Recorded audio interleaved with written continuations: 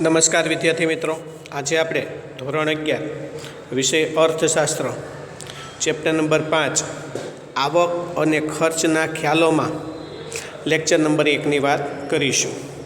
Chapter number 5 આવક અને ખર્ચના ખ્યાલોમાં પહેલો લેક્ચર. એમાં સરકારના આદેશ મુજબ આ વર્ષે 30% અભ્યાસક્રમમાં જે ખર્ચના ખ્યાલો છે એમાં વાસ્તવિક ખર્ચ, વૈકલ્પિક ખર્ચ અને નાણાકીય ખર્ચ, આ વાસ્તવિક ખર્ચ પૂછાવાનો નથી. રેડી? બીજું, વૈકલ્પિક ખર્ચનો ખ્યાલ, આ વૈકલ્પિક ખર્ચનો ખ્યાલ પણ પૂછાવાનો નથી. રેડી? અને ત્રીજું, નાણાકીય ખર્ચનો ખ્યાલ પણ બોર્ડની પરીક્ષામાં પૂછાવાનો નથી, કાં તો વાર્ષિક પરીક્ષામાં અભ્યાસક્રમમાંથી આને બાદ કરેલો જોવા મળે છે. રેડી? વાસ્તવિક ખર્ચ, વૈકલ્પિક ખર્ચ, નાણાકીય ખર્ચ. ત્યાર પછી સમયના ટૂંકા ગાળો એટલે શું, સમયનો લાંબો ગાળો એટલે શું, એ પણ આ વર્ષે સિલેબસમાં પૂછાવાનું નથી. રેડી?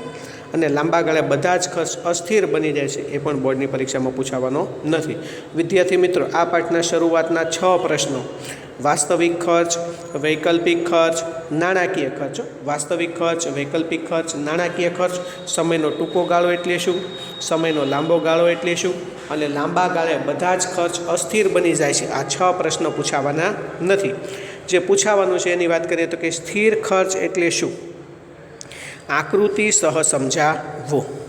સ્થિર ખર્ચ એટલે શું, આકૃતિ સહ સમજાવો.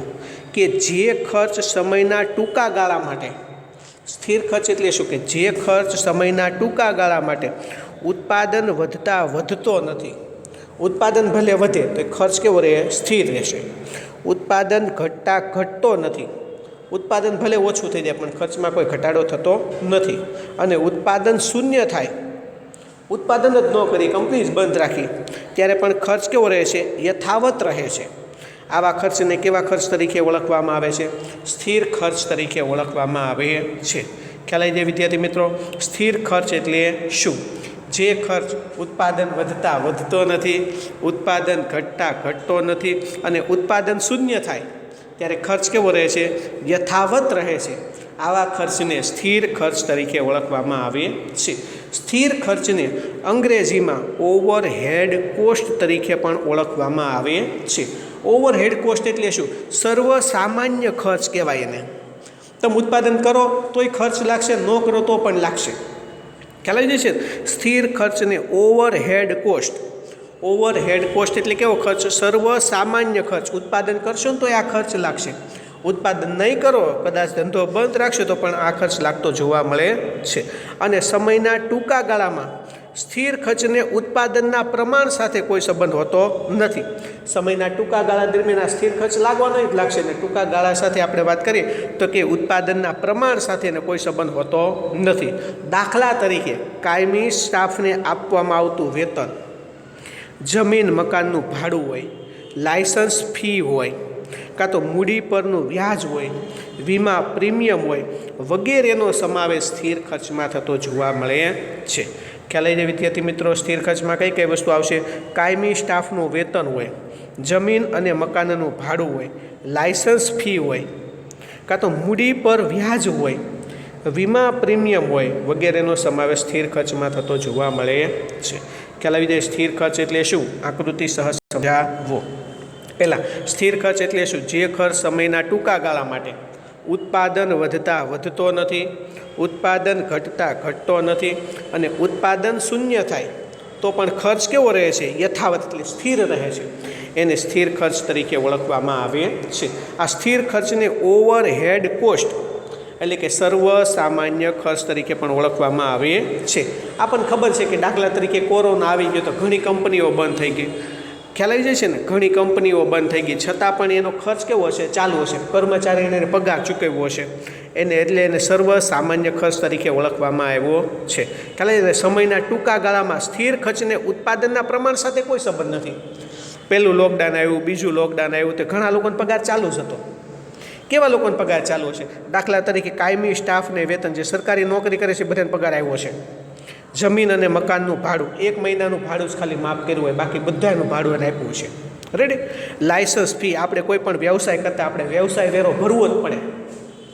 ઉત્પાદન ચાલુ હોય તો ભલે બંધ હોય તો ભલે, લાયસન્સ ફી, વ્યવસાય વેરો, મૂડી પર વ્યાજ, આપણે વ્યાજવા પૈસા લીધા છે રેડી, એ મૂડી પરનું વ્યાજ ભરવું જ પડે. વીમા પ્રીમિયમ, આપણે વીમો હોય તે સ્થિર ખર્ચ આપણને ખબર છે કે ધંધો બંધ હોય તો આપણે વીમાનું પ્રીમિયમ પૂરેપૂરું ભરવું પડશે, એમાં કોઈ બાદછું નથી, વગેરેનો સમાવેશ સ્થિર ખર્ચમાં કરવામાં આવે છે. હવે એની આકૃતિ સહ સમજાવવાની વાત કરીએ તો એની અનુસૂચિ જોઈ લઈ. ઉત્પાદન શૂન્ય હશે ને તો સ્થિર ખર્ચ આપણને ખબર છે 100 રૂપિયા જ હશે, શૂન્ય નહીં હોય, 100 રૂપિયા છે. 10 એકમનું ઉત્પાદન કરશું ને તો સ્થિર ખર્ચ 100 રૂપિયા જ હશે. 20 એકમનું ઉત્પાદન કરશું ને તો સ્થિર ખર્ચ સ્થિર જ રહેવાનો છે, 100 રૂપિયા જેટલો. તે 30 એકમનું ઉત્પાદન કરીએ, 40નું કરીએ, 50નું કરીએ, સ્થિર ખર્ચ કેવો રહેશે? સ્થિર. એ કોઈ ઉત્પાદન નહીં કરીને તો સ્થિર ખર્ચ 100 રૂપિયા જ થાય, અને 50 એકમ બનાવશું ને તો સ્થિર ખર્ચ કેટલા રૂપિયા થાય છે? 100 રૂપિયા થતો જોવા મળે છે. એટલે ઉત્પાદન એકમોમાં આપેલો છે અને સ્થિર ખર્ચ શેમાં દર્શાવેલો છે? રૂપિયામાં દર્શાવેલો જોવા મળે છે. હવે એની ઉપરથી આકૃતિ દોરી લઈએ, અનુસૂચિ ઉપરથી આકૃતિ જોઈ લઈએ. આકૃતિમાં આડી ધરી OX ઉપર શું આપેલું છે? ઉત્પાદન. શેમાં આપેલ છે? એકમમાં. ઊભી ધરી OY ઉપર, આ ઊભી ધરી OY ઉપર શું આપેલો છે? સ્થિર ખર્ચ. અહીંયા સ્થિર ખર્ચ શેમાં આપેલો છે? રૂપિયામાં. સ્થિર ખર્ચ 100 રૂપિયા જેટલો કેવો છે? સ્થિર જ રહેશે, એની રેખા બદલાશે નહીં. ઉત્પાદન શૂન્ય હોય, અહીંયા કદાચ ઉત્પાદન હોય તો સ્થિર ખર્ચ કેટલા રૂપિયા થાય? 100 રૂપિયા જેટલો. 10 એકમનું ઉત્પાદન અહીંયા આપણે કર્યું તો સ્થિર ખર્ચ કેટલો રહ્યો? 100 રૂપિયા જેટલો. 20 એકમનું ઉત્પાદન અહીંયા આપણે કર્યું તો સ્થિર ખર્ચ કેટલો રહ્યો? 100 રૂપિયા જેટલો. 30 એકમનું ઉત્પાદન કરશું તો સ્થિર ખર્ચ કેટલો જાય? 100 રૂપિયા જેટલો. 40 એકમનું ઉત્પાદન કર્યું, અહીંયા કર્યું છે તો સ્થિર ખર્ચ કેટલો છે? 100 રૂપિયા જેટલો. અને 50 એકમનું ઉત્પાદન કરશું, અહીંયા છે તો સ્થિર ખર્ચ કેટલો હોય? 100 રૂપિયા. આ બધા જ બિંદુને જોડતી શું દોરી દેવામાં આવે? રેખા. અને કઈ રેખા કહેવાય? સ્થિર ખર્ચની રેખા તરીકે ઓળખવામાં આવે છે. એને બિંદુ આપી દીધા, બિંદુ A, બિંદુ B, બિંદુ C, બિંદુ D અને બિંદુ E. ખ્યાલ આવી જાય વિદ્યાર્થી મિત્રો? સ્થિર ખર્ચની રેખાની વાત કરીએ કે ઉત્પાદન સાથેનો કોઈ સંબંધ નથી. રેડી? આ આડી ધરી OX છે, એમાં ઉત્પાદન એકમોમાં આપેલ છે. ઊભી ધરી OY છે, એમાં સ્થિર ખર્ચ રૂપિયામાં દર્શાવેલો જોવા મળે છે. ઉત્પાદન શૂન્ય હશે તો સ્થિર ખર્ચ 100 રૂપિયા, અને 50 એકમનું ઉત્પાદન કરશું તો સ્થિર ખર્ચ કેટલા રૂપિયા? 100 રૂપિયા. આ બધા જ બિંદુને જોડતી શું દોરી દેવામાં આવે? રેખા. અને કઈ રેખા કહેવાય? સ્થિર ખર્ચની રેખા તરીકે ઓળખવામાં આવે છે. હવે એની આકૃતિ ઉપર એની શું આવશે? સમજૂતી. સમજૂતીના પહેલા મુદ્દાની વાત કરીએ તો કે આકૃતિમાં OX ધરી ઉપર અહીંયા દર્શાવેલું છે એ પ્રમાણે આકૃતિમાં કઈ ધરી ઉપર? OX ધરી ઉપર આ જે છે એમાં શું આપેલું છે? ઉત્પાદનનું પ્રમાણ એકમો આપી દીધું. બીજો મુદ્દો OY ધરી ઉપર કયો ખર્ચ? સ્થિર ખર્ચ. આ ઊભી ધરી OY એમાં સ્થિર ખર્ચ અહીંયા આપી દીધો રૂપિયામાં. ક્લિયર? જ્યારે ઉત્પાદન શૂન્ય હોય ત્યારે સ્થિર ખર્ચ કેટલા રૂપિયા થાય? 100 રૂપિયા. અહીંયા ઉત્પાદન શૂન્ય હતું તો ખર્ચ કેટલો છો? 100 રૂપિયા.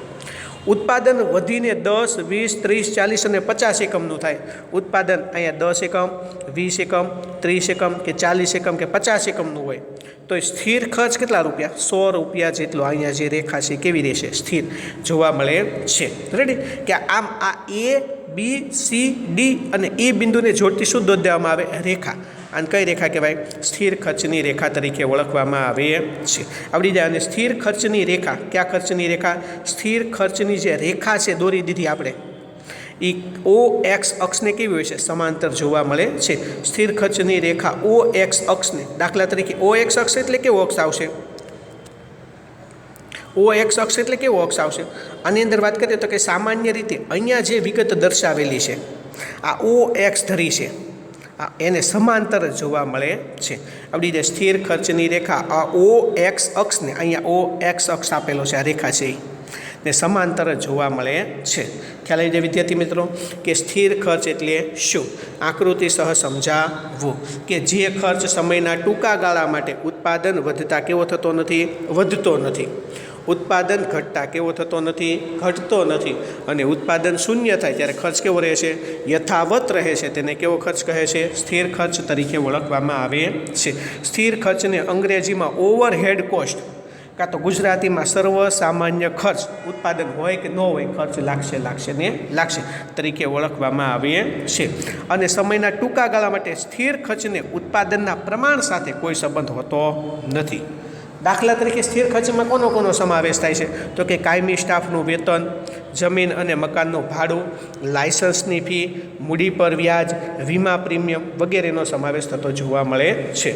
પછી એની અનુસૂચિની આકૃતિ, અનુસૂચિમાં આપણને ખબર છે ઉત્પાદન એકમોમાં આપેલું છે અને સ્થિર ખર્ચ રૂપિયામાં. ઉત્પાદન શૂન્ય હશે તો ખર્ચ 100 રૂપિયા અહીંયા લખી નાખવો. રેડી. ઉત્પાદન 10, 20, 30, 40 ને 50 એકમનું કરશું તો સ્થિર ખર્ચ 100 રૂપિયા જેટલો કેવો રહેશે? સ્થિર જોવા મળે છે. એની ઉપરથી આકૃતિ દોરવાની, આકૃતિ ઉપરથી શું આવશે? સમજૂતી. સમજૂતીના પહેલા મુદ્દાને આપણને ખબર છે OX ધરી પર શું આપેલું છે? ઉત્પાદન એકમોમાં, OY ધરી પર સ્થિર ખર્ચ રૂપિયામાં દર્શાવેલો જોવા મળે છે. ત્યાર પછી ઉત્પાદન જ્યારે કેવું હોય? શૂન્ય હોય તો સ્થિર ખર્ચ કેટલો હોય? 100 રૂપિયા. ઉત્પાદન વધીને 10, 20, 30, 40, 50 એકમનું થાય તો પણ સ્થિર ખર્ચ 100 રૂપિયા જેટલો કેવો રહેશે? સ્થિર રહે છે. આમ ABCDE બિંદુને જોડતી જે રેખા દોરી દેવામાં આવે એને કઈ રેખા કહેવાય? સ્થિર ખર્ચની રેખા તરીકે ઓળખવામાં આવે છે. અને સ્થિર ખર્ચની રેખા OX અક્ષને કેવી હોય છે? સમાંતર જોવા મળે છે. ખ્યાલ આવી જશે વિદ્યાર્થી મિત્રો કે સ્થિર ખર્ચ એટલે શું? આકૃતિ સહ સમજાવો. નમસ્કાર.